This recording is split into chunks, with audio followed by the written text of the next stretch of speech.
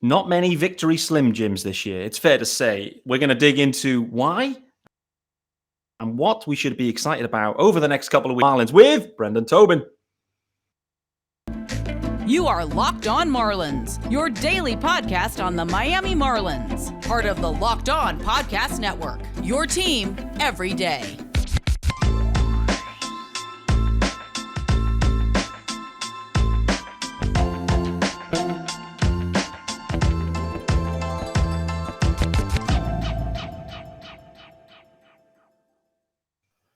Greetings from England and welcome to Locked On Marlins. This is your daily Marlins podcast with me, Peter Pratt. And don't forget to follow me, of course, guys, on Twitter at @MiamiMarlins_UK. Don't forget the underscore.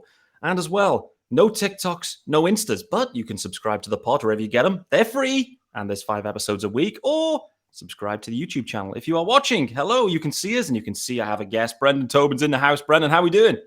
I'm good, Pete. Thanks so much for having me, man. It's been too long, and I'm excited that you reached out to do the pod. No doubt. It definitely has been way too long. This is actually your debut. I do 5 episodes a week. I've probably been doing 30 weeks. That's a lot of episodes since we've spoken. We spoke on Fish Across the Pond ages ago, in the midst of a playoff season in 2020, perhaps. That's how long it's been. It's been a long, long time. First one for you, mate, before we kind of get into some of the meat and potatoes of the fish, but there's been a lack of victory Slim Jim video. Macho Marlins, man, what's happened? Where's he gone? I think Macho is just frustrated. I think Macho is frustrated on what to go with this team. I think he looks around and sees a team that has no path to the World Championship, and so like the Macho Man did, he had to gather himself and recreate his character many a time. So he's trying to see what the path is before he busts out the victory Slim Jims again. Plus, they also took away his pool in the park, which he's upset about. Yeah, that was unfortunate, that one for sure. But let's hope the pool comes back. They've repackaged that area now to some sort of. It looks like it's pumping down there, but it's not quite what it was. No, it does. It definitely looks better than whatever they did. There was an in-between year, but whatever they did this year it does look pretty good. Yeah. And looks a lot of fun, but I think they'd also like a good, a fun baseball team to go along with it. I mean, there we go. We're going to dig into the Marlins in totally, but from your perspective, you're covering, all sports, all teams really in South Florida. So how invested in the Marlins in 22? Have they kept you all in? I mean, we're into August now and it's, the season's kind of tailed away, but what's been your vibe this year from these fish? It's been an interesting one. I definitely feel like that from the perspective of, covering them, I always try and give them a little bit of time just because they were my first sports love, Pete. Before the Heat, before the Dolphins, before the Panthers, my grandfather and I were going to Marlins games down at Pro Player. Those are some of the most magical times that I have in my childhood. So I'm dying for the team to be good, but it just doesn't feel like there is any real path there. Yes, we remember the pandemic season had some incredible moments, and from what they were able to do was just such a cool story because who would have thought a team that was bringing up minor leaguers after minor leaguers was going to actually have an opportunity to win a playoff series. But over these spans of 162, it feels like once we get to about this time of year, it just falls apart. And so, you get to these dog days of August, and now the Dolphins are back in training camp and the Heat are in rumors all year. It's just tough to really feel like you dedicate anything to them, especially when, 4 days, any time that they don't have Sandy on the hill, they really don't feel like they have much of a chance. And now he even feels like he's running out of steam. I know. There you go. It's this is it. We can't even have Sandy. We can't even have Sandy just crushing everyone. Coming off the back of a really tough start again in Dodger Stadium. It's his kryptonite. Everywhere else, Sandy Alcantara, stud, absolute stud. In Dodger Stadium, dud. It's just for some reason. I mean, and we have to call it out. The Dodgers, they're absolutely loaded, and that's the one thing that you come away from the series. I wanted to ask you about Sandy, and we'll start there. But the other thing that rings home to me is just how good and how much of a difference there is in the Dodgers to the Marlins lineup. It's night, day, and galaxies apart. They are so different. But Sandy Alcantara, he has been the main storyline for the Fish. At least we have that. bumpy start, sorry, in Dodger Stadium. He's still the favorite for the Cy Young for you, though? Yeah, I think so. I mean, he was just so untouchable before the All-Star break. I hope that's something that's going to be able to carry over. Certainly, like them falling anywhere out of contention hurts because I don't feel like people are going to be paying attention to the games as much. But we were talking about this guy.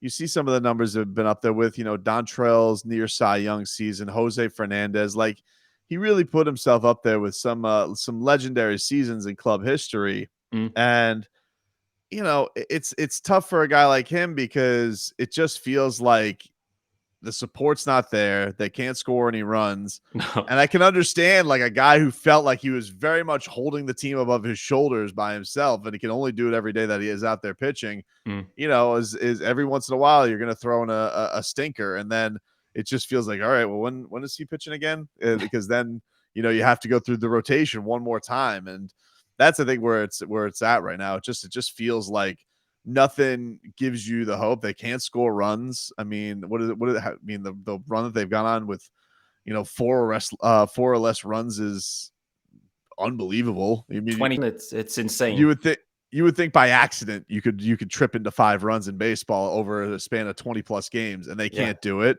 which obviously also makes them a pretty tough watch. I mean, like, to the loves of you and Craig Mish, God love you guys. Like the fact that you are putting yourselves through this every day, but it's tough, man. And between the injuries, between, the feeling I think of fans have at the front office kind of just sitting there and, sitting it out and not really doing anything of meaning. It's disappointing. It really is. I mean, in that little summary there's so many different themes and conversations and topics I really want to go into. However, I just want to go back right to where you started. For me, with the Marlins, one of the main things with this new ownership group came in, and it's been a problem for some time anyway, fans and bums on seats in the ballpark. It's been a problem for a long time now. And, we only have to look. The Braves are selling out every game. They've sold out every game for years, it feels like, and they're handing out extensions galore. The product on the field is sensational. Like the Braves have just got it nailed down right now. The Marlins, clearly they've got this attendance problem. They've never been able to solve it for years. And the only way, I mean, we spoke with a guest last week, Takes Were Made, and we really got into it on this topic. He was saying, listen, you got to spend the money, put the product on. That's the only way to get the fans back. You can't ask the fans just to come back and watch below par baseball. Is he correct in your assessment there? Yes and no. I mean, I think that this is a bandwagon town, and I do think that if they had some way, like if they could be one of the teams that has the low payroll right now and, could get winning, I do think that they would get people out there.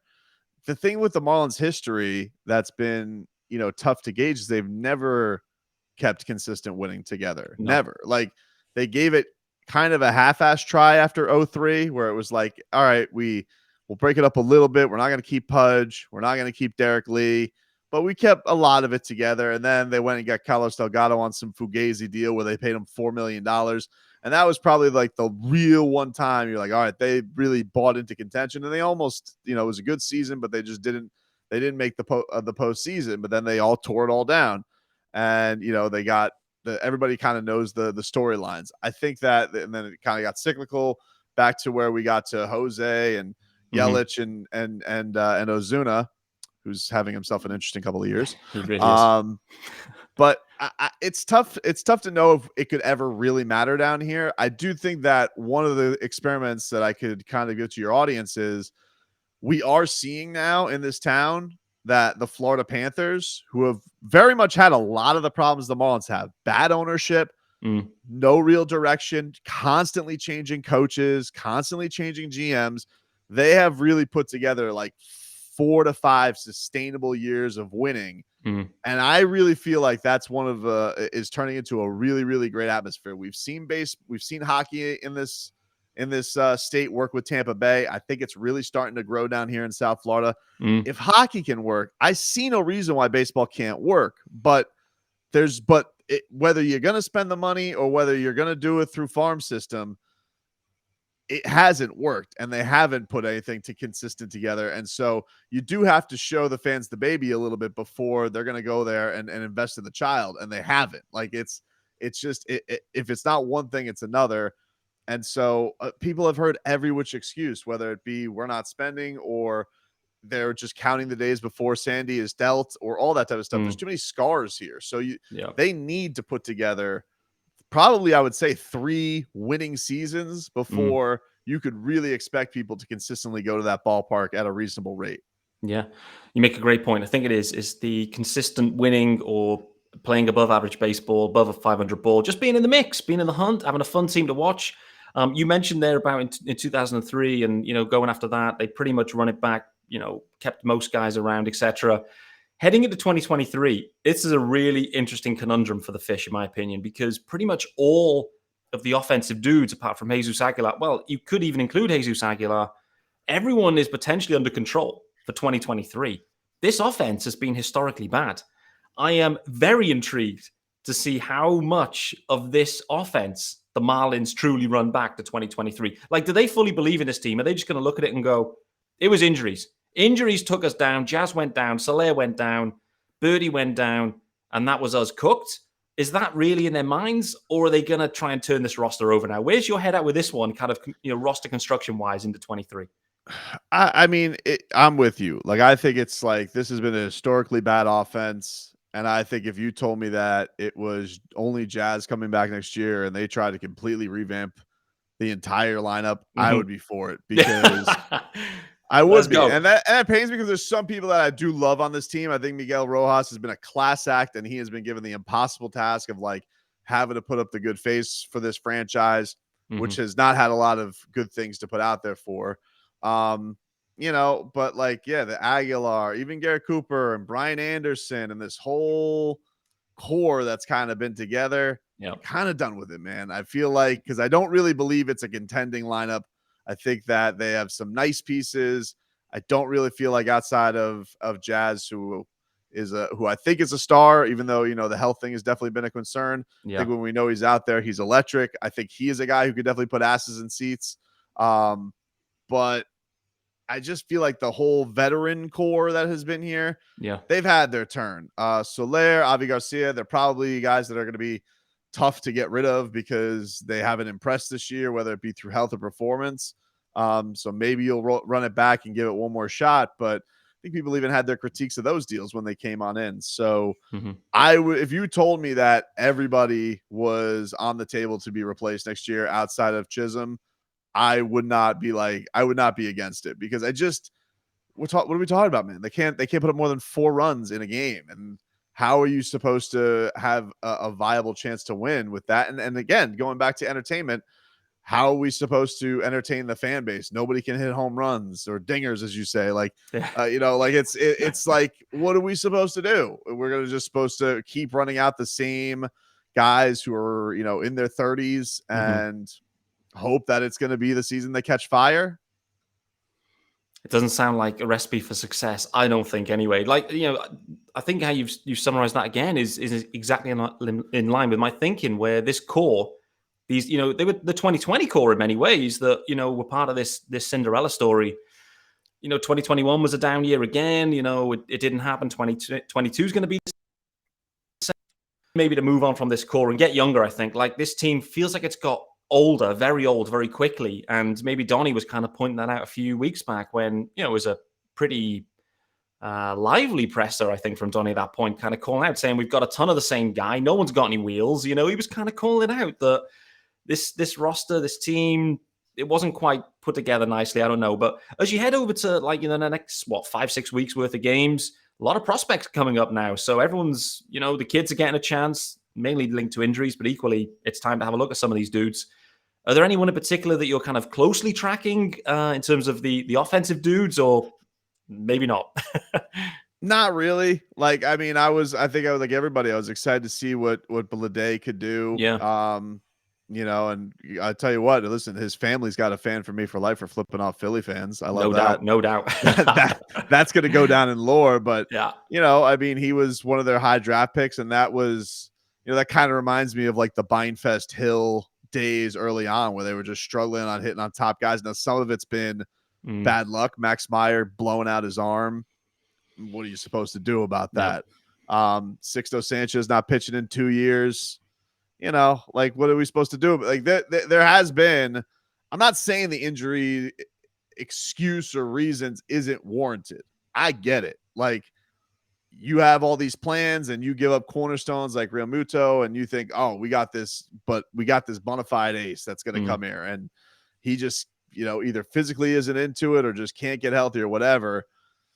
It does mess up your plans, and it does get you into this spot of like, hey, where do we go from here? Because we thought we were going to have all these arms, and that's the other thing is like we thought we were going to have all this depth with the arms, and then that stuff doesn't pan out. So I don't know, man. It's been really snake bit. It really has.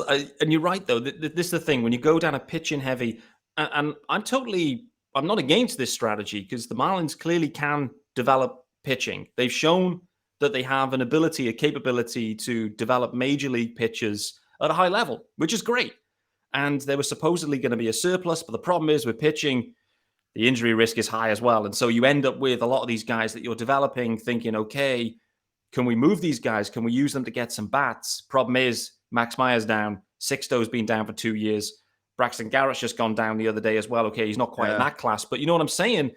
The risk is so high. Next thing is the trade value comes down because they're hurt, and you can't go and get the bats that you need to put the offense on the field. So all of a sudden, you're left with a bit of a flawed method here now, and it puts the Marlins at a real. For me, this is like a sliding doors moment in 2023. This offseason, 5 years in. This rebuild is 5 years in since they really stripped it down. Not only that, like I'm trying to even think about it. Like, when was the last time the Marlins had? Just because Jazz they traded for, they kind of knew he was going to be on the cusp. But I'm trying to think, like, when's the last like blue chip bat that they had coming through the system? Like, are we going back to the trio? Are we going back to the outfield of Yelich, Stan, and Ozuna? That's crazy. Like, nobody's come through and been dynamic. And they've had guys they were kind of excited about for like a week, like Isan Diaz, and then he can't hit all of a sudden. It's like, that's crazy. Like, how by accident have they not run into somebody who is a major league bat that can be a cornerstone of the over? We're talking nearly 7 years now. Yeah, I mean, of since they've really found somebody. That's pretty nuts. That's pretty nuts. It is. Do you know what? I was looking back because the Braves obviously kind of hit on a couple of guys in the last couple of months where Michael Harris has come up, 3rd round pick. Mike Grissom's up, 11th round pick. Like, these dudes, they're not first round picks that have kind of flamed out that the fish have seen. I mean, okay, a 3rd round pick for Harris, maybe, but Grissom 11th round, like 11th round in major league drafts or baseball drafts. True lottery coin flip dude, and you just got to get lucky, right? But the Bravos seem to be able to churn these dudes out. When I kind of sit back, and to your point, we got to ask the question, why can't the Marlins develop any hitting? Is it that they're not drafting the dudes? I can't believe that that's the situation, that they're absolutely missing on all the draft dudes. I can't. The hitting development, and they can't develop anyone. I just don't understand it. It's truly puzzling. Have you got any answers for me? I do not. I do not. I don't even know who's in charge anymore, man. Like, no, like, I don't know who's in charge. I don't know who to blame anymore. Like, this is the other thing. Like, Jeter's out, Denbo's out, Ang is in. Who do I blame? I don't know. That's the other thing that, like, one of the things that is fun about being a fan base is like, all right, at least I get to yell at somebody. I don't even know who am I yelling at anymore. Kim Ang, she's been here for 3 seconds. I was definitely, some of the, the quotes that have been put out that, with her was, it definitely kind of felt like, all right, we're just kind of is what it is. We're just seeing how it is. I'm like, all right, well, I guess I'll see you next year then. I don't know. But, and then Bruce Sherman, it's funny. I doing sports radio down here, Loria was hated.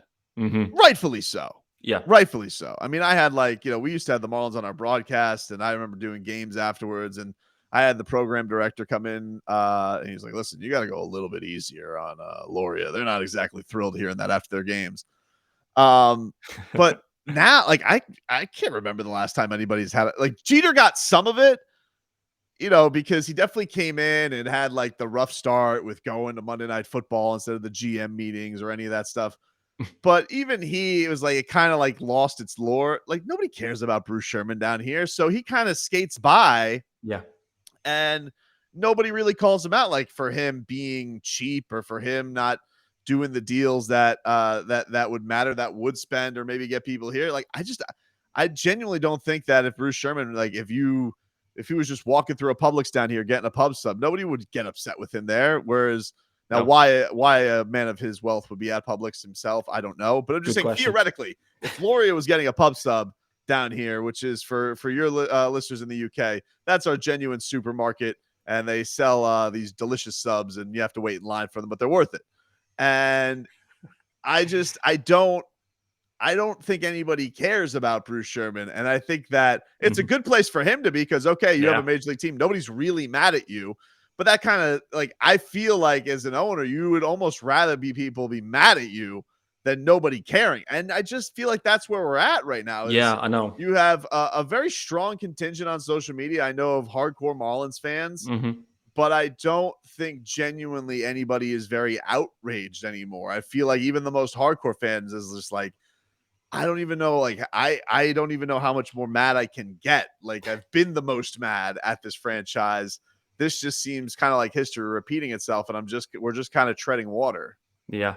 I love that quote that you've said there, though, that I don't even know who to be mad at anymore. I mean, that's kind of sums it up. They've shed a lot of, front office guys. Obviously, Jeter was the big name that I'm not quite clear on the full story. Was he fired? What happened there with Jeter? I don't know. Dude, I don't know. He said he was promised money for Castellanos. Maybe he was just like they weren't going to keep him around because they're like, listen, Jeter, you haven't really brought any fans in here. And he goes, hey, but I'm Jeter. I'm Jeets. And certainly looks like he had a busy year packed anyway to not be Marlins owner because I've never seen so much Derek Jeter. Holy crap. Have you, like, I have been shoved with more Derek Jeter content down my throat this year than I have ever cared to be. The captain doing K-Rod broadcast. This guy does not like doing media. Do you remember those interviews with Severino and Hollingsworth? It was like going to the dentist. He didn't want to be there. They didn't feel like they wanted him there. And now it's like, oh, here's Derek Jeter. He's going to be on Big Brother. Derek Jeter on Survivor. Derek Jeter showing up for Celebrity Jeopardy. Tell us, Jeets. Go and watch The Captain, everybody. Like, there's been nonstop Jeter in my face. And I was like, does anybody remember that he didn't do anything with the Marlins? And I'll tell you what, they don't, because it's a weird thing. And there's always going to be this South Florida, Miami, New York friction. And it's like they harbor down here like a plague. And you'll go to that ballpark and it's nothing but Mets fans. And it's basically feels like hell because they're all chanting, let's go Mets, with their stained Benny Agbayani jerseys.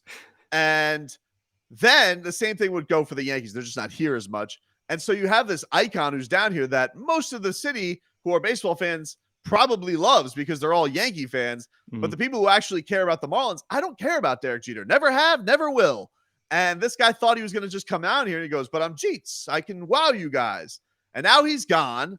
And I'm just like, and now I can't get him off my set. And nobody talks about him. This is the same thing that happened. Let me tell you, Pete, this is the same thing that happened with Bill Parcells down here.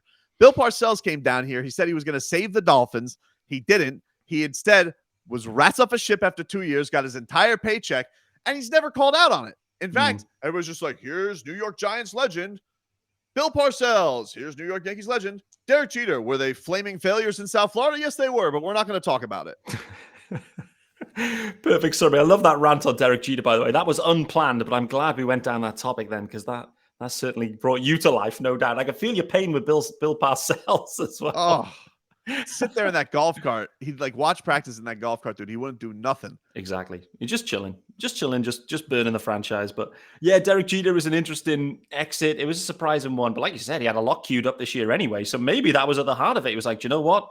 Very convenient. Yeah, it is convenient. Now you kind of sit back and think about it. Very convenient. She's like, I don't know if I can own this team anymore because I'm going on the most the most busy media tour of all time. Do I hate media more than anything in the world? Yes, but you're going to see me nonstop because I want you guys to watch The Captain, which was unbelievably boring through 2 episodes, and I kind of dropped it off after that one.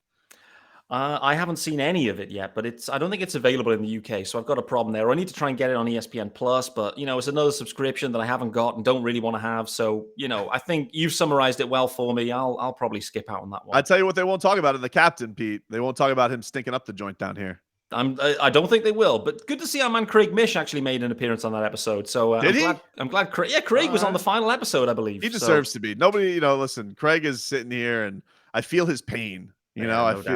I feel your pain too, but I feel he's got a few more years. I've seen the pain in his eyes. Like every time I see Craig, it looks like he's been through a war. I'm just like, are you okay? Because I remember doing the show. We were having fun back in the day. I used to produce Craig Mish's show. We talk Cody Ross, and we talk about Jorge Cantu. We talk about that fun infield that hit a bunch of. At least that team wasn't great, but man, did they hit a lot of home runs, and they were fun. That's what we need. We just need more bombs. That's the problem with this team. They actually tried to hit more bombs, got players in to hit more bombs, and haven't hit any. And so that's the frustrating thing. It's very frustrating. I've realized I haven't even done the ad. I need to do the ad, and then we'll get one question to finish up, and then we'll get out of here. So, guys, this episode, of course, it's brought to you by our good friends over at LinkedIn and LinkedIn Talent Solutions. So as you gear up for fall, you need the right people on your team to help your small business fire on all cylinders, baby. So LinkedIn Jobs, it's here to make it easier to find the people you want to talk to faster, maybe more importantly, for free. You can create a free job post in minutes on LinkedIn Jobs to reach your network and beyond. It's the world's largest professional network of over 810 million people. Then add your job and the purple hiring frame to your LinkedIn profile. Spread the word you're hiring so your network can help you find the right people to hire. Simple tools are available like screening questions. They make it easy to focus on candidates with just the right skills and experience so you can quickly prioritize who you'd like to interview and hire. It's why small businesses rate LinkedIn Jobs number one, baby, in delivering quality hires versus leading competitors. So what have you got to do? Pretty simple. You can post your job for free at linkedin.com/lockedonmlb. It's linkedin.com/lockedonmlb. Post your job for free. Terms and conditions apply. Whew. That was rapid speed. I know we're running low on time. LinkedIn Jobs it is. So the final, we could go in so many different directions. Actually, I wish we had an hour because we definitely would have filled it. Couple of quick fire ones for you. Sandy Alcantara, does he win the Cy? Yes, I think he bounces back, and I think that he gets his. I think he's been too dominant with that durability. I do think that he'll get things right, and I just think he's undeniable this year. But I'm with you. Certainly, I certainly wish it was in a more meaningful year. But I think he definitely deserves it. I'm with you. I just can't see when we look back in history and they look at the 2022 year and they say Cy Young winner Tony Gonsolin. I just absolutely cannot see that happen. It would be a travesty if that was the situation, but I think he's like sub 2 ERA, 15-1. By those numbers, it sounds good, but he's not in Sandy's. He's just not in his league. Starting center fielder for the Marlins in 23, JJ Bleday or someone else? That's a good question. Oh man. I feel like the way it's going, I feel like it's probably going to be JJ Bleday because it feels like they're just like, I feel like they're going to go the route of, we talked ourselves into it was injuries. Run it back. They're going to run it back. That depresses me. Bleday is Jesus Sanchez. Marlins career over or still time? Man. Tough one. That is a tough one. It's such a hot start. I know. I'm going to say they still give him some more opportunity.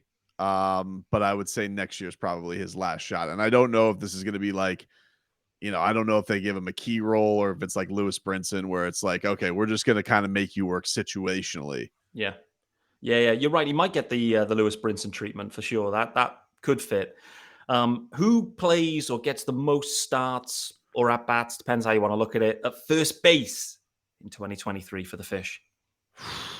Hopefully not Jesus Aguilar. I'd be shocked if it's Aguilar. I think he's owed $10 million. I think as much of a delight as he appears to be, and his teammates do seem to. I know whatever the guys I got a chance to talk to, they all rave about what he is in the clubhouse. But I think it's kind of trying. Like that's one of those I would definitely love them to try something a little bit different. Let's spice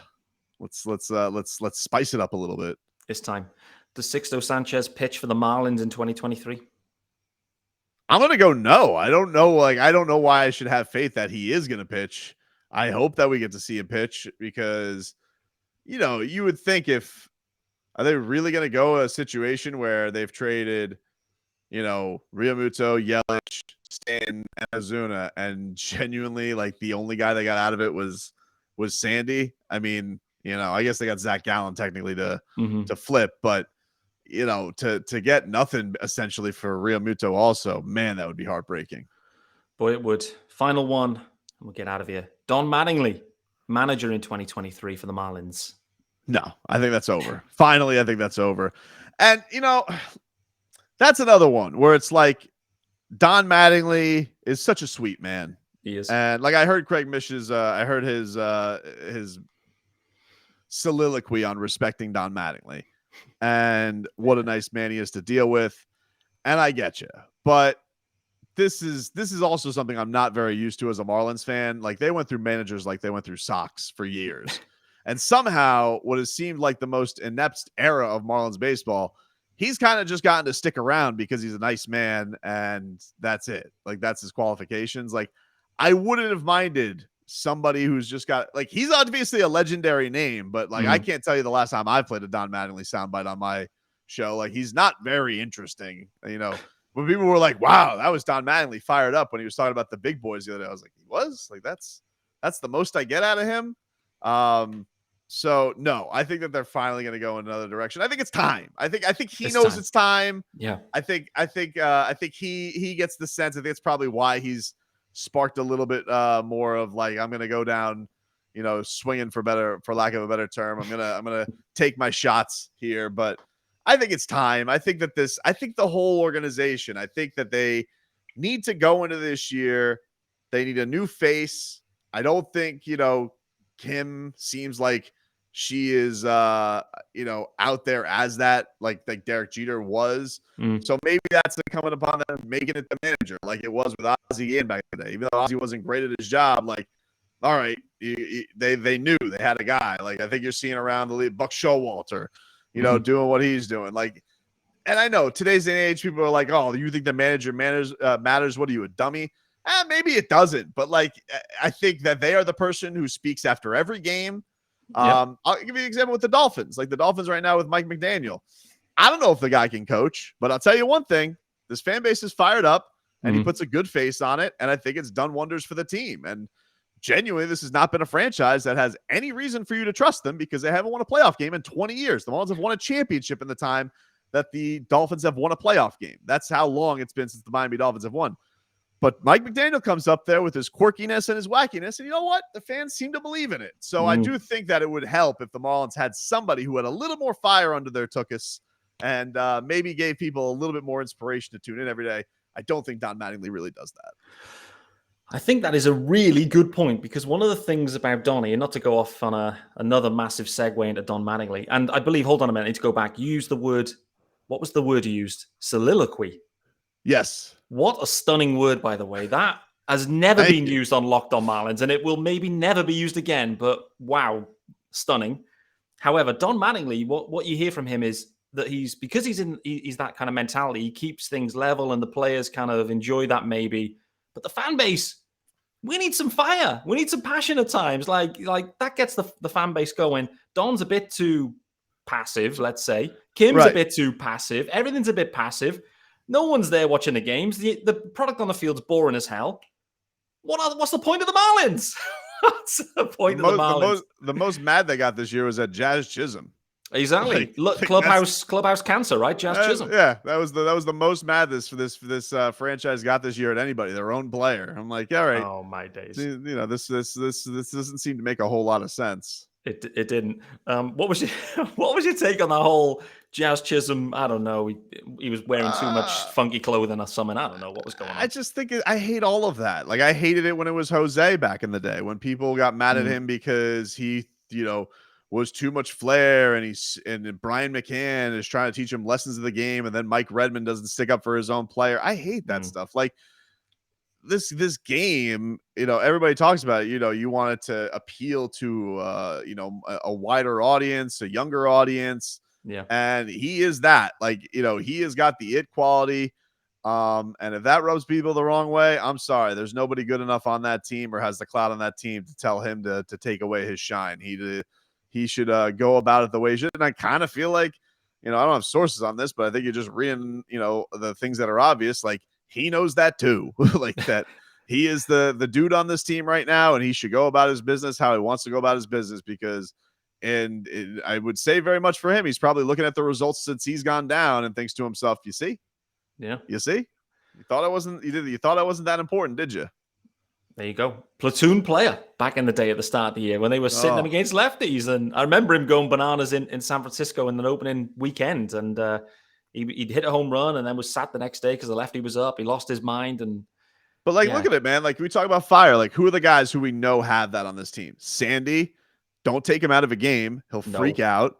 Yeah, and Jazz. And like, I just think that, and I think Miggy Rowe had it for a time, but I think that he's probably also just like, it's like how many games can you put on a brave face, you know? And especially when, your performance at the plate hasn't been up to snuff this year, his glove's always going to be there. But, again, like I think that this is just a team that is in need of a complete makeover. And I think in just attitude and everything, because I think just to give you an idea of what most of the pulse is outside of the hardcores, who I know are the ones who are still listening to this, and God bless you guys, because I know when in a different year, I was right there with you, like watching every single game, night in, night out, watching whoever it was, Reniel Pinto blow games in the eighth inning, driving myself nuts. But I think that it just needs just some kind of a jolt, dude. It needs a jolt of life because it's just been too much of the same.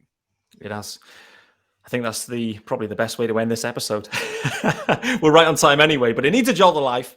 I hope everyone listening to this episode has enjoyed it and it felt a jolt of life. So, Brendan, thank you so much for taking the time to join me on Locked On Marlins. That is us done on a Tuesday episode. We are going to be back on Wednesday, of course, because guess what, guys? It's a daily pod. So we're going to be back on Wednesday and another guest queued up. And it is our good man, Grant from Fish Stripes. He's joining and making his debut as well. So stay tuned for that one, guys, tomorrow. But in the meantime, enjoy Tuesday. Back Wednesday.